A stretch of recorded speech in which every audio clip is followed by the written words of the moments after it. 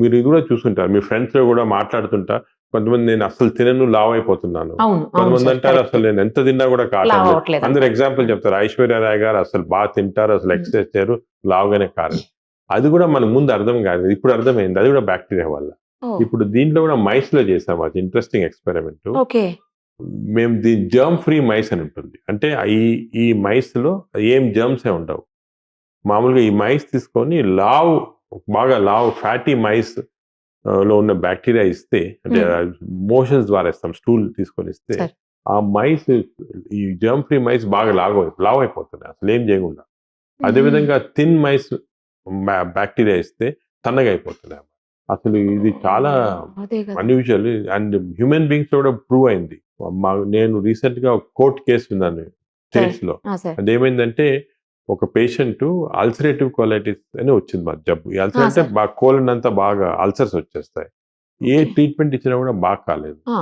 ఇది latest treatment ఏమంటే healthy డోనర్స్‌నిచ్చి faecal microbiome transplantation అని ఎనిమా ద్వారా ఇస్తారు. అంటే హెల్తీ ఓహ్! పర్సన్స్ ఇస్తే అప్పుడు అది నార్మల్ బాగా హీల్ అవుతుందన్నమాట. Latest treatment. ఓకే. సో, ఈ పేషెంట్‌కి ఇచ్చారు.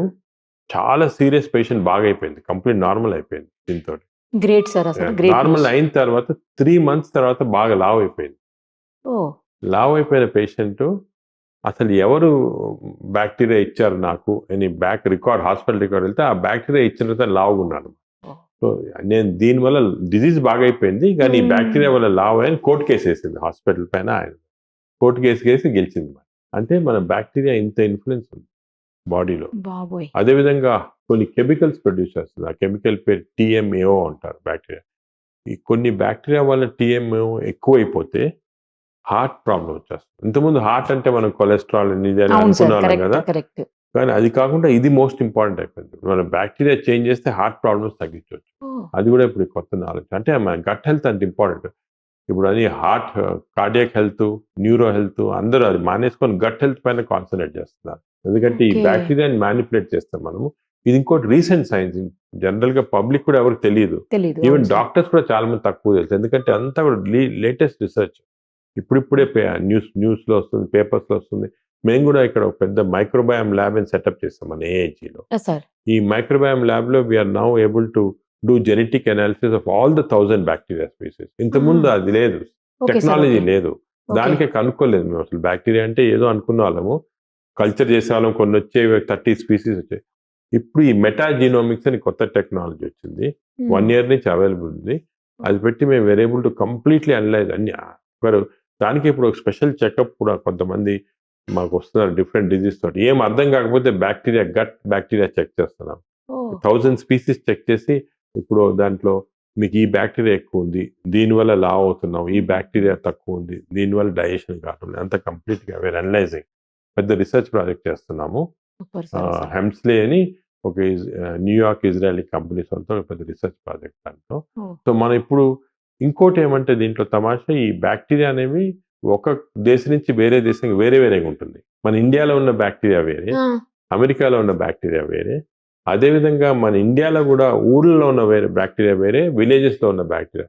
సో, మేము ఏం చేసామంటే ట్రైబల్ ఏరియాస్ ఉంటాయి కదా! ఆ! మన సార్. కాకినాడలో ఉన్నాయి. అవును. కొన్ని అస్సాం ఏరియాస్ అక్కడంతా. ఈ ట్రైబల్ ఏరియాస్ నుంచి అందరి బ్యాక్టీరియా చెక్ చేసాం ఇంటెస్టైన్స్‌లో. హ్మ్. ఈ ట్రైబల్ ఏరియాలో వీడు కాకినాడలో ఉండి, అస్సాంలో ఉండి, మన ఛత్తీస్‌గఢ్‌లో ఉన్న ఈ ట్రైబల్ అందరికీ సేమ్ టైప్ ఆఫ్ బ్యాక్టీరియా ఉన్నాయి. సేమ్. వేరేస్ అదెలా హైదరాబాద్‌లో ఉన్న సార్ అసలు? అతనికి, ఢిల్లీలో ఆ! అతనికి వేరే బ్యాక్టీరియా. అదెలా అది సార్? ఎలాగంటే ఈ ట్రైబల్స్ కూడా మనకి ఒరిజినల్‌గా ఎవల్యూషన్‌లో ఫస్ట్ వచ్చి ఒక చోట ఉండిపోయారు. అందరితోటి మిక్స్ కాలేదు. హ్మ్. వాళ్ళ ఈటింగ్ హ్యాబిట్స్ అన్నీ గూడా కంప్లీట్ ఐసోలేటెడ్ అయిపోయారు. ఓకే. అప్పుడున్న బ్యాక్టీరియా అలాగే ప్రిజర్వ్ అయిపోయింది. మనం వచ్చామనుకో ఇప్పుడు హైదరాబాద్‌కి వచ్చామనుకోండి, ఈ మన ఊర్లలో ఏదో ఇడ్లీ, దోస తినాలి. ఇక్కడ పిజ్జా, ఆ! Hamburger burger. అంటే చేంజ్ అయిపోయింది. హాబిట్ చేంజెస్ వల్ల ఒక్కొక్క చోట వేరేగా అయిపోయింది. But original bacteria is healthy bacteria. 1000 bacteria మంచిగుండే మన బాడీలో. అన్‌ఫార్చునేట్‌లీ ఈ అర్బనైజేషన్ వల్ల బ్యాక్టీరియా చేంజ్ అయ్యి కొన్ని చెడ్డ బ్యాక్టీరియా ఎక్కువ కనిపిస్తున్నాయి. ఓహో! ఇప్పుడు ఇది గూడా మేము చూసిందేమంటే కొన్ని డిసీజ్‌లో స్పెసిఫిక్‌గా చాలా రిసర్చ్ చేస్తున్నాం హ్మ్. దీనిపైన. హ్మ్. హ్మ్. ఈ అల్సరేటివ్ కొలైటిస్ గానీ, ఇవన్నీ గూడా ఊర్లలో ఉండేవి గాదు ఇంతకుముందు. హ్మ్. మన ఇప్పుడు మాకు పటాన్‌చెరు దగ్గర ఒక 20 విలేజెస్ మేము దత్తు తీసుకొని చేస్తున్నాం దానిపైన రిసర్చ్ అక్కడ వర్క్ చేస్తున్నాం. అంటే అబ్బో! ఫ్రీ హెల్త్ కేర్ అంతా ఇస్తున్నాం వాళ్ళకి. Okay sir. ఓకే. వాళ్ళకి గత 20 సంవత్సరాలుగా ఫాలో చేస్తున్నాం. నేను ఫస్ట్ హైదరాబాద్కి వచ్చినప్పటి నుంచి 2000 నుంచి చేస్తున్నాం అన్నాడు. Okay sir. ఈ 20 years లో వాళ్ళ బ్యాక్టీరియా కంప్లీట్ చేంజ్ అయిపోయింది. ఫస్ట్ వేరేగా ఉండేది. వాళ్ళకి ఇన్ఫెక్షన్స్ అవన్నీ ఎక్కువ ఉండేవి. ఈ లాస్ట్ 5-10 years కొంచెం గవర్నమెంట్ ఆఫ్ తెలంగాణలో బాగా వాటర్ సప్లై క్లీన్ చేసి అంతా చేశారు. ఓహో! చేస్తే ఆ ఇన్ఫెక్షన్స్ తగ్గిపోయాయి. సార్. బ్యాక్టీరియా చేంజ్ అయింది. కానీ ఇంకోటి ఏమైందంటే ఫాస్ట్ ఫుడ్స్ వచ్చేసాయి. అంటే ఇప్పుడు మీ ప్రతి చిన్న ఊరికెళ్తే కూడా ఒక ఇది ఉంటుంది, చిన్న కొట్టు ఉంటుంది. దాంట్లో చిప్స్, నూడిల్స్ అవన్నీ ఉన్నాయన్నమాట. సో దాంతో వాళ్ళకి బ్యాక్టీరియా చేంజ్ అయిపోయి వెస్టర్న్ బ్యాక్టీరియా వచ్చి ఇప్పుడు ఊర్లలో అంత బ్యాక్టీరియా, అమెరికాలో ఏ బ్యాక్టీరియా ఉందో ఆ బ్యాక్టీరియా ఉంది వీళ్ళకి. వచ్చి వాళ్ళకి అంతా డిజీజ్ కూడా అలాగే వస్తున్నాయి. కొలైటిస్ అని కొత్త రకాలైన జబ్బులు వస్తున్నాయి ముందు లేని. గట్ హెల్త్ ఇంపార్టెంట్ అని అందరూ మాట్లాడుతూ ఉన్నారు. దాన్ని సరిగ్గా చూసుకోకపోవటం వల్లే రకరకాల హెల్త్ ఇష్యూస్ వస్తున్నాయి. అది చివరికి మరణాల వరకు దారితీసేటువంటి పరిస్థితులు. అసలు గట్ హెల్త్ ని ఏ భాగాల్లో చూడాల్సి ఉంటుంది, ఏ రకంగా మనం ఐడెంటిఫై చేసుకోవాల్సి వస్తుంది? ఇది చాలా ఇంపార్టెంట్ సబ్జెక్ట్ మీరు చెప్పింది. గట్ హెల్త్ అనేది ఇంతకుముందు ఏమనుకునేవాళ్ళంటే హార్ట్లో ఏమైనా ప్రాబ్లం ఉంటే, బ్రెయిన్లో ప్రాబ్లం ఉంటే, అంటే కార్డియోవాస్కులర్ డిజీజ్, న్యూరలాజికల్ డిజీజ్, ఈ ప్రాబ్లమ్స్ ఉంటే మనకి ప్రాబ్లమ్స్ వస్తాయి. దీనివల్ల ప్రజలు చనిపోతున్నారు హార్ట్ అటాక్ వల్ల కానీ బ్రెయిన్ స్ట్రోక్ వల్ల అని అనుకునే వాళ్ళు దీనికి చాలా ఇంపార్టెన్స్ ఇచ్చేవాళ్ళు. ఫర్ ఎగ్జాంపుల్ 40 సంవత్సరాల క్రితం నేను గ్యాస్ట్రాంట్రాలజీ టేకప్ చేసినప్పుడు అందరు చెప్పారు ఈ సబ్జెక్ట్ని తీసుకున్నారు, దీనికి అసలు ఫ్యూచరే లేదు.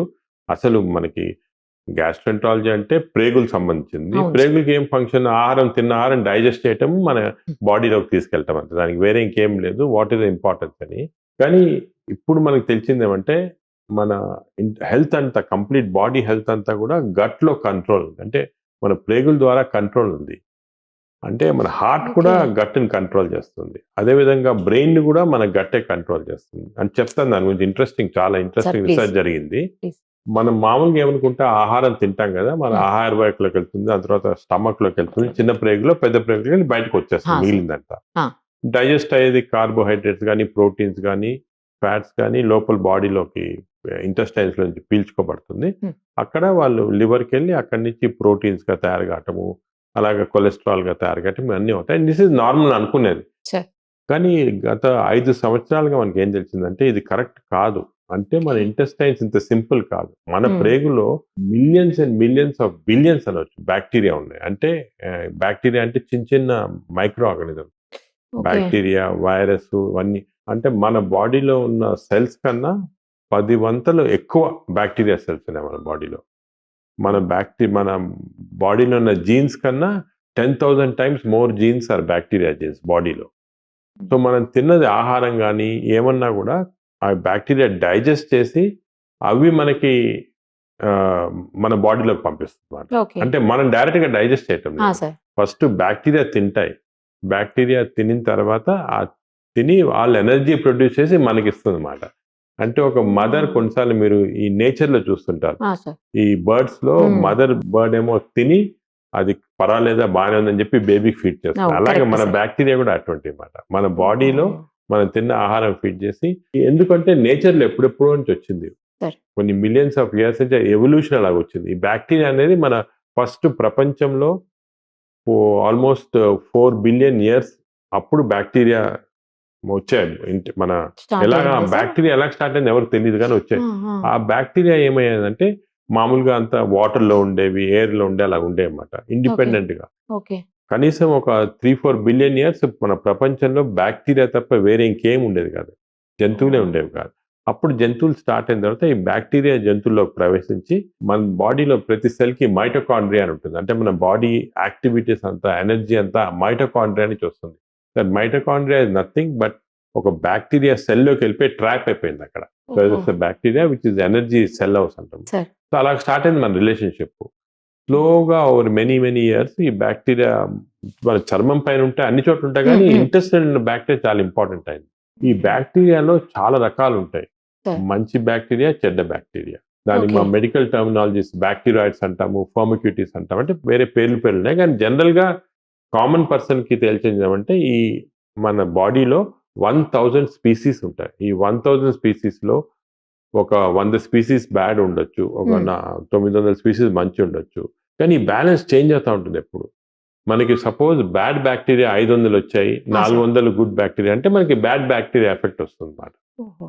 సో బాడీలో ఈ బ్యాక్టీరియా ఏం చేస్తుందంటే మనం తిన్న ఆహారానికి, ఉదాహరణంగా మనం ఇప్పుడు చికెన్ తిన్నాం అనుకోండి, ఈ చికెన్ అనేది ప్రోటీన్స్ ఉండేది దాంట్లో, కానీ సరే. బ్యాక్టీరియా డిస్ట్రాయ్ చేసి దాంట్లో నుంచి ఒక కెమికల్ ని ప్రొడ్యూస్ చేస్తుంది.